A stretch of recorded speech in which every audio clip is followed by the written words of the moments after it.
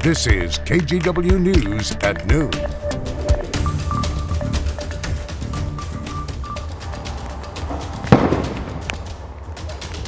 First a flashbang, then an arrest. An hours-long search for a burglary suspect in Southeast Portland ended just a short time ago here in the past 30 minutes. It all happened on Southeast 82nd Avenue between Flavel and Duke Streets. Officials say a Clackamas County Sheriff's deputy spotted a van believed to be involved in multiple burglaries. That van sped off, crossed into Portland, and wound up hitting another car. A woman inside the van was taken to the hospital with life-threatening injuries. Meanwhile, the driver jumped out and ran away.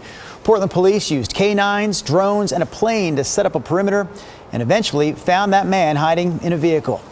We expect to get more details about this story from the Clackamas County Sheriff's Office, and we'll pass those details along as soon as we get them. Thanks for joining us today for the News at Noon. I'm Drew Carney. Our other top local story this afternoon involves new details about the off-duty Alaska Airlines pilot who's accused of trying to shut off the engines of a plane filled with passengers in the middle of a flight. According to court documents, he told police he had taken psychedelic mushrooms. He's now facing a federal charge for that incident that led to an emergency landing right here in Portland. Devin Haskins joins us live now from the KGW newsroom. So, Devin, I know you read through that federal criminal complaint. What else can you tell us about it? Yeah, Drew, 44-year-old Joseph David Emerson has been charged with one count of interfering with flight crew members and attendants. According to court documents, he told officers after he was arrested that he was tired and thought he was having a nervous breakdown after taking psychedelic mushrooms. Now, if convicted in federal court, this single charge could carry a 20-year prison sentence. According to a federal criminal complaint against Joseph Emerson, the pilots of the plane both said the flight started with casual conversations. The off-duty pilot was sitting in the jump seat in the cockpits. Those court documents also say the pilots explained Emerson threw his headset and said out loud, quote, "I'm not okay." They both told the FBI that Emerson then grabbed the red fire suppression handles, but wasn't able to fully pull them down. If he had, it would have cut off the fuel supply and hydraulics to both engines. One of the pilots had a brief struggle with Emerson, which they say lasted about 25 to 30 seconds before Emerson settled down. Emerson was then told to leave the cockpit, which he did, and then was restrained by flight attendants in the back of the airplane. Then, during the descent, the flight attendants tell the FBI that Emerson tried to open the emergency door, but was blocked from doing so. When Emerson was questioned by Port of Portland police, he was quoted in the court documents as saying, "I'm admitting to what I did. I'm not fighting any charges you want to bring against me, guys." He also said, "Yeah, I pulled both emergency shutoff handles because I thought I was dreaming and I just want to wake up." He said he didn't take any medications, but admitted to becoming depressed 6 months ago. Emerson also said it was his first time taking mushrooms. Emerson will now appear in state court at 2 o'clock this afternoon on 167 charges, including 83 counts of attempted murder, one for each crew member and passenger on board. Drew? All right, Devin Haskins reporting live for us this afternoon in the newsroom. Our top national story, meanwhile, this afternoon is the race for Speaker of the House. After several rounds of internal voting, House Republicans nominated Tom Emmer of Minnesota for the position. According to House members, Representative Emmer has received the most votes in each round of voting so far. CNN reports that all current Republican candidates want Emmer to lock in the 217 votes required to become Speaker before the vote goes back to the House floor. But that doesn't mean that'll happen. After holding a roll call vote to gauge support for Emmers, 26 House Republicans actually voted against him. He can only afford to lose 4. The House is expected to hold a vote on the floor today, but it's still not clear exactly when that'll start. We'll update this story during our later newscast this afternoon and throughout the day online at KGW.com. All right, let's take a break from our news headlines to talk about the weather. We've got 2 shots for you right there on your screen. On the left, it's Timberline Lodge, where, yes, it is snowing this afternoon. Nothing but rain, meanwhile, in downtown Portland. You can see that from our Rose City Sky Cam. So, Ron, what is the latest from the Weather Center? Well, let's begin up high on Mount Hood. Again, this is a closer look at that Timberline live camera. You can plainly see the snow sticking to the cars. The parking lot's still fairly wet. Temperature up there is 29 degrees. The snow level, if anything, ceiling will continue to get lower and lower as it approaches 4,000 feet by about 4 or 5 o'clock this afternoon. Here's another shot from Timberline. This time we're looking out over the ski resort, and boy, a lot of flakes flying up there.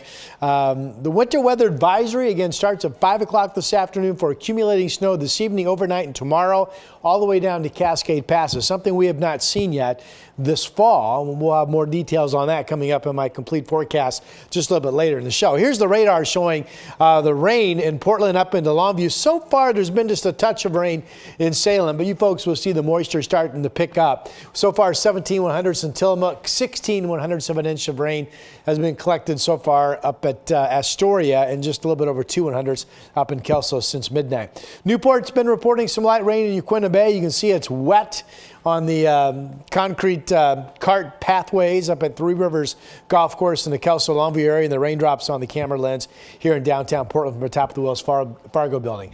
Steady temperatures, low 50s the remainder of today.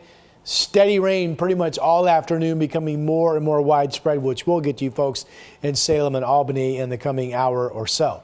Your complete forecast, lots to talk about coming up. All right, back to our local headlines here this afternoon. Rod, Washington State Senator Jeff Wilson is apologizing after he was arrested for bringing a gun onto a flight from Portland to Hong Kong. Senator Wilson says he realized he had the gun, but not until they were in the middle of the flight, and he reported it when the plane landed. So the big question now is, how did TSA not catch the gun on him when he was here in Portland? Cornelius Hocker with our sister station in Seattle found out that oversights like this one happen more often than you might think. 3,251. That's how many guns the Transportation Security Administration found at airports nationally in the first half of 2023. If recent trends continue, 2023 may beat the record set in 2022 of 6,542 guns found at security checkpoints. 78 of those found at PDX and 113 at CTEC. However, Senator Jeff Wilson getting through security highlights the trouble TSA has had over the years from stopping weapons getting through security.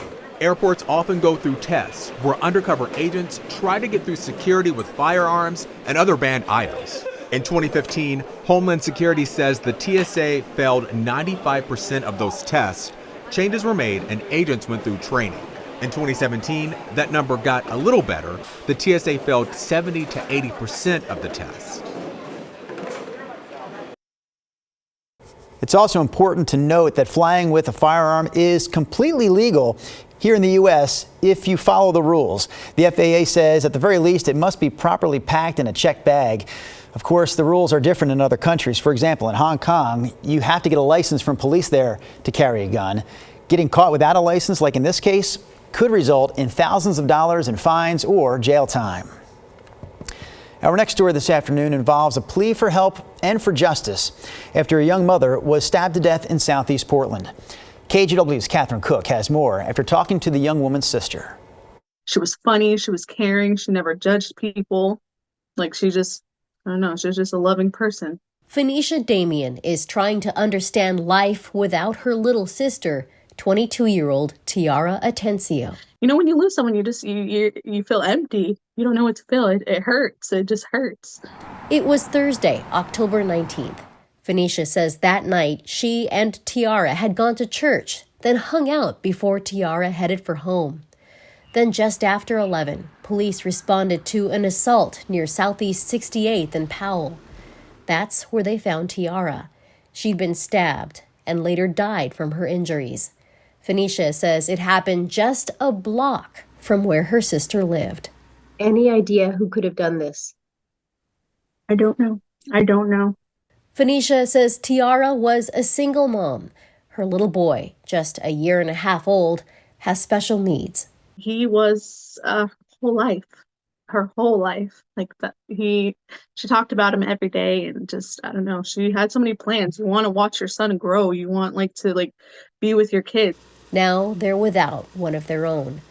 As they prepare to say goodbye to Tiara, loved ones are raising money for a celebration of life. And they're raising awareness about her case. They know someone knows something, and they know someone is responsible for Tiara's death. Just turn yourself in, just so we can just heal and I don't know. May God have mercy on you. Catherine Cook, KGW News. Portland's new police chief is laying out his top priorities for the city a little more than 2 weeks after taking over the position. Chief Bob Day says he wants to reduce crime through community engagement. He says he's also prioritizing professional growth within the department and transparency.